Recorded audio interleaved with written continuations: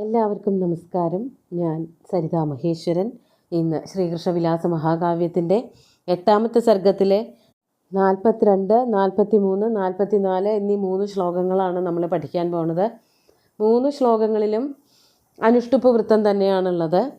ഇവിടെ അമ്പാടിയെ പറ്റിയിട്ടുള്ള വർണ്ണനം തന്നെയാണ് വരണത്. അതിനുശേഷം അവസാനത്തെ ഭാഗത്താണ് ശ്രീകൃഷ്ണൻ്റെ വരവ്, അതായത് അക്രൂരനെ സ്വാഗതം ചെയ്യാൻ വേണ്ടിയിട്ടുള്ള വരവ്. നമുക്ക് ആദ്യം 42ാമത്തെ ശ്ലോകം നോക്കാം. പ്രമദോദ്ഗീത ഗോവിന്ദം ഗോവിന്ദഭുജപാലിതം പാലിതാഖില ഭൂദേവം ദേവസന്ദർപ്പണോദ്യതം. ഇവിടെ പദച്ഛേദം ഇല്ല. അതുപോലെ തന്നെ ഈ ശ്ലോകം എങ്ങനെയാണോ എഴുതിയിരിക്കുന്നത് അതേപോലെ തന്നെയാണ് അന്വയം. എന്നാലും പദങ്ങളൊന്ന് നോക്കാം. പ്രമദ ഉദ്ഗീത ഗോവിന്ദം ഗോവിന്ദഭുജപാലിതം പാലിത അഖില ഭൂദേവം ദേവ സന്ദർപ്പണ ഉദ്യതം. അങ്ങനെയൊക്കെയുള്ളതായ ശൗരേഫ് പദം ദദർശ, അക്രൂര ദദർശ എന്നർത്ഥം.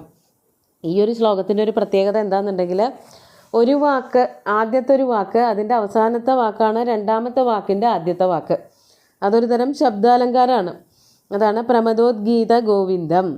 പിന്നത്തെ വാക്ക് തുടങ്ങുന്നത് ഗോവിന്ദ ഭുജപാലിതം, അടുത്തത് പാലിത അഖില ഭൂദേവം ദേവ സന്ദർപ്പണോദ്യതം എന്നിങ്ങനെ ഒരു ശബ്ദാലങ്കാരം ചേർത്തിട്ടാണ് അടുപ്പിച്ചടുപ്പിച്ച് ഒരേ വാക്കുകൾ വരുന്ന വിധത്തിൽ അങ്ങനെയാണ് ശ്ലോകം രചിച്ചിരിക്കുന്നത്.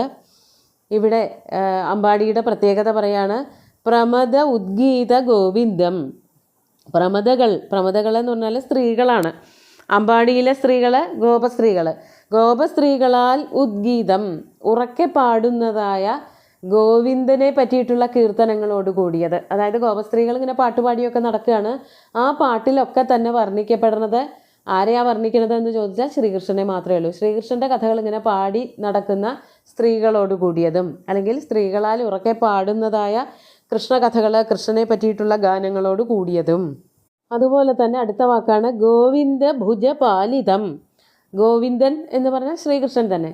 ശ്രീകൃഷ്ണൻ്റെ ഭുജങ്ങളാൽ, കൈകൾ കൊണ്ട്, പാലിതം രക്ഷിക്കപ്പെട്ടതായ ആ പ്രദേശം, അതായത് ആ പ്രദേശത്തെ മുഴുവനും തന്നെ, ആ വ്രജത്തെ മുഴുവനും തന്നെ സംരക്ഷിക്കുന്നത് ഗോവിന്ദൻ്റെ കൈകളാണ്. അതാണ് ഗോവിന്ദ ഭുജപാലിതം. അവിടെയുള്ള എല്ലാവരുടെയും, എല്ലാ ജീവജാലങ്ങളുടെയും, മനുഷ്യരത് മാത്രമൊന്നുമല്ല, മൃഗങ്ങളായാലും മരങ്ങളായാലും അവരുടെയൊക്കെ സൗഖ്യം ഈ ശ്രീകൃഷ്ണൻ്റെ കൈകളെ ആശ്രയിച്ചാണ് നിലനിൽക്കുന്നത്. ഗോവിന്ദൻ്റെ കൈകളെ ആശ്രയിച്ച്. അതാണ് ഗോവിന്ദ ഭുജപാലിതം. അടുത്തത് പാലിത അഖില ഭൂദേവം. ഭൂദേവന്മാരെ എന്ന് പറഞ്ഞാൽ ബ്രാഹ്മണരാണ്. അപ്പോൾ ബ്രാഹ്മണരെ കൂടിയും പരിപാലിക്കുന്നുണ്ട്. അതായത് പാലിക്കപ്പെട്ടതായ അഖില ഭൂദേവന്മാരോട് കൂടിയതും ബ്രാഹ്മണരോട് കൂടിയതും, എല്ലാ അവിടെ താമസിക്കുന്നവരായ ബ്രാഹ്മണരെ മുഴുവനും ശ്രീകൃഷ്ണൻ തന്നെയാണ് സംരക്ഷിച്ചു കൊണ്ടിരിക്കുന്നത്. അങ്ങനെയുള്ളതായ അടുത്തത് ദേവസന്ദർപ്പണ ഉദ്യതം. ദേവനെ തൃപ്തിപ്പെടുത്തുന്നതിന്, ദേവന്മാരെ മുഴുവനും തൃപ്തിപ്പെടുത്തുന്നതിന് ഉത്സാഹിച്ചു കൊണ്ടിരിക്കുന്ന അല്ലെങ്കിൽ പ്രയത്നിച്ചു കൊണ്ടിരിക്കുന്നതുമായ കൃഷ്ണൻ്റെ സ്ഥലം, അതായത് അമ്പാടി കണ്ടു എന്നാണ് പറയണത്. ഇവിടെ ഇങ്ങനെ ഒന്നിനു പുറകെ ഒന്നായിട്ടിങ്ങനെ വാക്കുകളെ ചേർത്ത് ഒരു ശ്ലോകം ഉണ്ടാക്കി എന്നുള്ളത് അതൊരു ശബ്ദാലങ്കാരമാണെന്നേ ഉള്ളൂ. അർത്ഥത്തിന് വളരെ ഒരു ഭംഗിയൊന്നും പറയാനില്ല. ചില വാക്കുകൾ ആവർത്തിക്കുന്നത് പോലെ ഗോവിന്ദ ഭുജപാലിതം എന്ന് പറഞ്ഞാൽ അവിടെ പിന്നെ പ്രത്യേകിച്ച് അതെടുത്ത് പറയേണ്ട കാര്യമില്ല. ആ പ്രദേശം മുഴുവനും തന്നെ ശ്രീകൃഷ്ണൻ തന്നെയാണല്ലോ സംരക്ഷിച്ചു കൊണ്ടിരിക്കുന്നത്. അതുപോലെ തന്നെ പാലിത അഖില ഭൂദേവം, അവിടെ ബ്രാഹ്മണരുണ്ടായിരുന്നു എന്നുള്ളത് ഇതുവരെ പറഞ്ഞില്ല. എന്നാലും ആ വർണ്ണിക്കാനുള്ള ഒരു താല്പര്യം കാരണം ആ പ്രദേശത്തിൻ്റെ ഒരു ഭംഗിയെ പറ്റിയിട്ട് എല്ലാ കാര്യങ്ങളിലും ശ്രീകൃഷ്ണൻ്റെ ശ്രദ്ധ ചെല്ലുന്നുണ്ട് എന്നുള്ള രീതിയിൽ വർണ്ണിക്കുകയാണ് അവിടെ കവി ചെയ്തിരിക്കുന്നത്.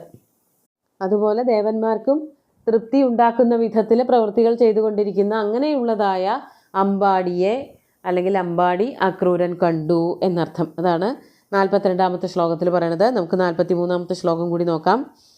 ശ്രിയാ പരോപകാരുണ്യ കൃപയാ നിർനിമിത്തയാ ഉന്നത്യാ പ്രശ്രയിണ്യാച സൂചിത അച്യുത സന്നിധി.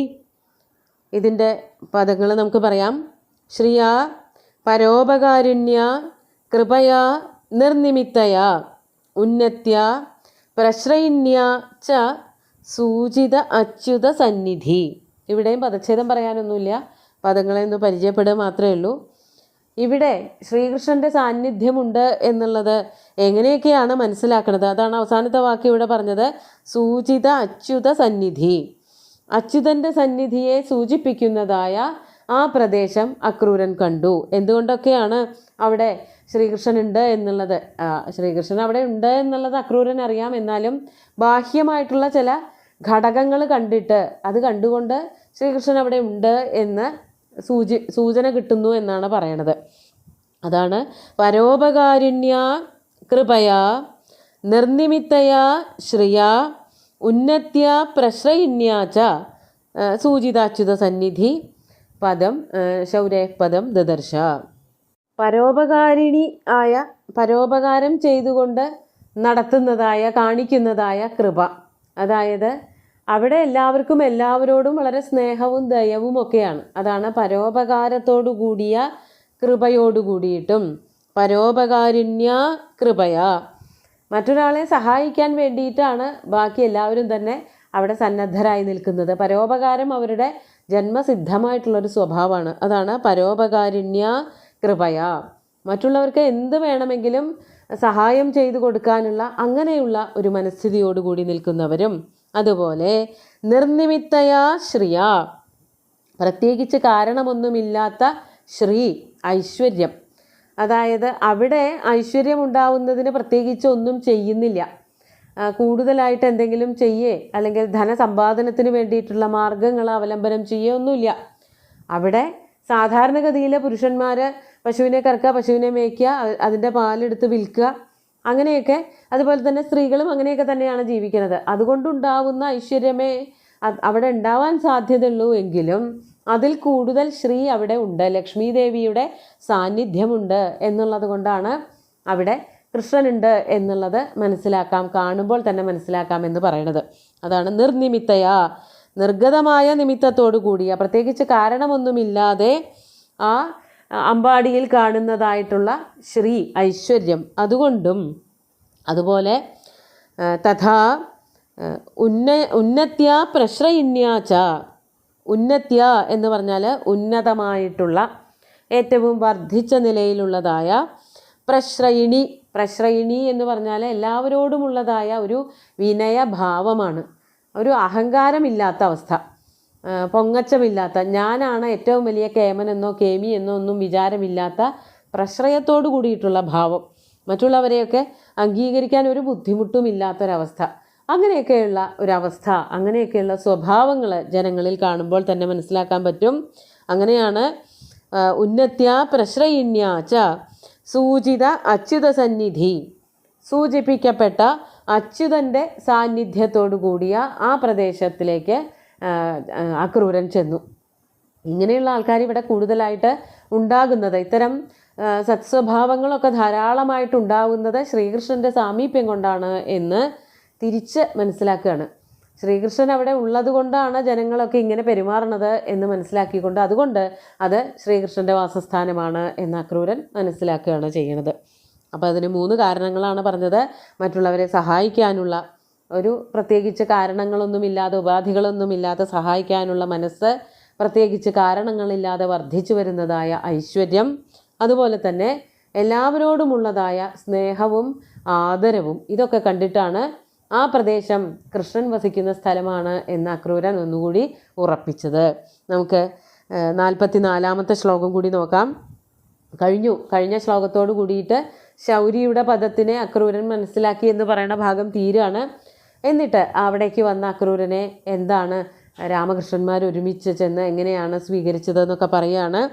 തമാഗതമാകർണ്യമുദിതോ ഭക്തവത്സല പ്രത്യുജ്ജഗാമ ഗോവിന്ദ സഹിത സീരപാണിന. നമുക്ക് ആദ്യം പദച്ഛേദം പറയാം. തം ആഗതം ആകർണ്യ മുദിത ഭക്തവത്സല പ്രത്യുജ്ജഗാമ ഗോവിന്ദ സഹിത സീരപാണിന. ആദ്യത്തെ വരിയിൽ മാത്രമേ ഉള്ളൂ പദച്ഛേദം ചെയ്യാൻ. ഭക്തവത്സല മുദിത സീരപാണിന സഹിത ഗോവിന്ദ. ഭക്തവത്സലനാണ്, തന്നോട് ആർക്കാണോ ഭക്തിയുള്ളത് അവരോട് മുഴുവനും തന്നെ വാത്സല്യം, സ്നേഹം ഒക്കെ കൊണ്ടു നടക്കുന്നവനാണ് ശ്രീകൃഷ്ണൻ. അതാണ് ഭക്തവത്സലൻ. ഭക്തവത്സലനും തൻ്റെ ഏറ്റവും അടുത്തൊരു ബന്ധുവിനെ കാണാൻ പറ്റിയതിൻ്റെ സന്തോഷം. മുദിത, അതായത് അച്ഛനമ്മമാർ ഇവിടെയുണ്ട്, നന്ദഗോപരും യശോദയും ഒക്കെ എങ്കിലും അത് യഥാർത്ഥത്തിലുള്ള അച്ഛനമ്മമാരല്ലല്ലോ, വളർത്തച്ഛനും വളർത്തമ്മയാണ്. ശ്രീകൃഷ്ണൻ്റെ സ്വസ്ഥാനം അല്ലെങ്കിൽ ശ്രീകൃഷ്ണൻ്റെ അച്ഛനും അമ്മയെന്ന് പറയുന്നത് ദേവകിയും വസുദേവരുമാണ്. അപ്പോൾ വസുദേവരുടെയൊക്കെ ആ യാദവ വംശത്തിൽ പിറന്നവരായിട്ടുള്ള ആൾക്കാരാണ് അക്രൂരനും ഒക്കെ. അപ്പോൾ തൻ്റെ വംശത്തിലെ ഒരാളെ കാണുമ്പോൾ ഉണ്ടാകുന്നതായിട്ടുള്ള ആനന്ദം, അതാണ് മുദിത, സന്തോഷത്തോടു കൂടിയിട്ടുള്ള ശ്രീകൃഷ്ണൻ. സീരപാണിന സഹിത, സീരം കലപ്പ കയ്യിലേന്തിയിട്ടുള്ള ആളാണ് ബലരാമൻ. അപ്പോൾ ബലരാമനോട് കൂടിയിട്ട് സീരപാണിന സഹ ഗോവിന്ദൻ ഏട്ടനോട് കൂടിയിട്ട് ബലരാമേട്ടനോടും കൂടി ചേർന്നിട്ട് ആഗതം തം ആകർണ്യ, അക്രൂരൻ വന്നു എന്ന് കേട്ടിട്ട്, അതായത് തൻ്റെ ബന്ധുവാണ് വരണത് എന്നുള്ളതൊക്കെ ശ്രീകൃഷ്ണന് മനസ്സിലായിട്ടുണ്ട്. അങ്ങനെ വന്നു എന്ന് കേട്ടിട്ട് വേഗം തന്നെ എവിടെയാണോ വന്നത്, അതായത് ഉമ്മറത്ത് മുൻഭാഗത്താവുമല്ലോ പൂമുഖത്തേക്ക്, വേഗം രണ്ടുപേരും കൂടിയിട്ട് ബന്ധുവായിട്ടുള്ള അക്രൂരരെ ആനയിക്കാൻ വേണ്ടിയിട്ട് ഓടിച്ചെല്ലാണ്. അതാണ് തം ആകർണ്യ പ്രത്യുജ്ജഗാമ, അവിടേക്ക് വേഗം ചെന്നു, സ്വീകരിക്കാൻ വേണ്ടിയിട്ട് ഓടിച്ചെന്നു എന്നാണ് ഇവിടെ പറയണത്. അക്രൂരനോടുള്ള സ്നേഹം, അക്രൂരന് തിരിച്ചുള്ളതായിട്ടുള്ള ബഹുമാനം അടുത്ത ശ്ലോകങ്ങളിലാണുള്ളത്. നമുക്ക് ഇന്ന് ചൊല്ലിയ 3 ശ്ലോകങ്ങളും ഒന്നുകൂടി ചൊല്ലി നോക്കാം. പ്രമദോദ്ഗീത ഗോവിന്ദം ഗോവിന്ദഭുജപാലിതം പാലിതാഖിലഭൂദേവം ദേവസന്ദർപ്പണോദ്യതം ശ്രിയാ പരോപകാരിണ്യാ കൃപയാ നിർനിമിത്തയാ ഉന്നത്യാ പ്രശ്രയിണ്യാ ച സൂചിതാച്യുതസന്നിധി തമാഗതമാകർണ്യമുദിതോ ഭക്തവത്സല പ്രത്യുജ്ജഗാമ ഗോവിന്ദ സഹിത സീരപാണിന. ഇനി സ്വീകരിച്ച് അകത്തേക്കൊക്കെ കൊണ്ടുപോയിട്ട് ബാക്കി കാര്യങ്ങൾ എന്തൊക്കെയാണ് ഉണ്ടാവണത് എന്നുള്ളത് അടുത്ത ശ്ലോകങ്ങളിൽ കാണാം.